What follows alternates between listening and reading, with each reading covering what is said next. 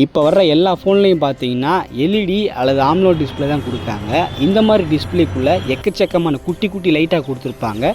ஒவ்வொரு லைட்டுமே சிவப்பு, பச்சை, நீலம் அப்படிப்பட்ட கலரை உருவாக்கக்கூடியது. இப்படி ஒவ்வொரு லைட்டுமே ஒரு கலரை கிரியேட் பண்ணுறது மூலமாக தான் நமக்கு பார்த்தீங்கன்னா ஒரு படமாக தெரியுது. இப்படிப்பட்ட டிஸ்பிளே யூஸ் பண்ணிகிட்டு இருக்க நம்ம ஃபோனில் லைட்டாக டிஸ்பிளே மேலே தண்ணி பட்டு அது உள்ளே இறங்கி அந்த எல்இடி மேலே பட்டுச்சுன்னா ஒரு லைட் அஃபெக்ட் ஆனாலும் கொஞ்ச நாள்லேயே பார்த்தீங்கன்னா அப்படியே ப்ளூ கலரில் ஸ்ப்ரெட் ஆகி ஃபுல் டிஸ்பிளேயும் அடியாயிரும். இதுக்கு சொல்யூஷன் வேறு வழியே கிடையாது. புது டிஸ்பிளே தான் மாற்றி ஆகணும். அப்படி தான் என் OnePlus ஃபோன்லையும் இந்த ப்ளீடிங் இஷ்யூ வந்துச்சு. அப்படியே தூக்கிட்டு OnePlus ஷோரூமுக்கு போனேன். அங்கே பார்த்தீங்கன்னா ஒரிஜினல் டிஸ்பிளே 8000 வரும் அப்படின்னு சொன்னாங்க. அவ்வளோ காசுக்கு எங்கே போகிறதுன்னு சொல்லிட்டு 2000 3000 ஒரு நார்மல் டிஸ்பிளே போட்டேன்.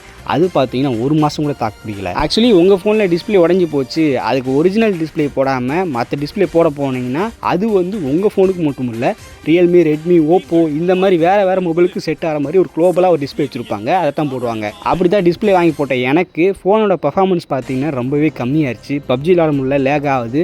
அதுக்கப்புறம் சார்ஜும் பார்த்தீங்கன்னா வேகமாக குறைஞ்சிது. இதுவே நான் ஒரிஜினல் டிஸ்பிளே வாங்கி போட்டிருந்தேன் அப்படின்னா என்னோட பழைய ஸ்பீடும் கிடச்சிருக்கும், பிக்சர் குவாலிட்டி, அதுக்கப்புறம் ஃபிங்கர் பிரிண்ட் சென்சர் எல்லாமே ஒர்க் ஆகிற மாதிரி இருந்திருக்கும். சரி, இதுக்கப்புறமும் நம்ம பழைய OnePlus ஃபோனுக்கு காசு செலவழிக்க வேண்டாம்னு சொல்லிட்டு புது ஃபோன் வாங்கிட்டேன். இது பார்த்தீங்கன்னா OnePlusல 13R. இதோட ப்ராசஸர் பார்த்தீங்கன்னா Snapdragon Gen 3, அதாவது கிளாக் ஸ்பீடே பார்த்தீங்கன்னா 3.3 GHz வரும். வேறு லெவல் ஸ்பீடாக இருக்கும். முக்கியமாக கேமரா குவாலிட்டி பார்த்தீங்கன்னா இது நார்மல் மோடில் போட்டு எடுத்தது. இப்போ பாருங்கள் அந்த மலை எவ்வளோ தூரத்தில் இருக்குது. இதுவே 20x ஜூமில் வச்சு எடுத்த ஃபோட்டோ இது.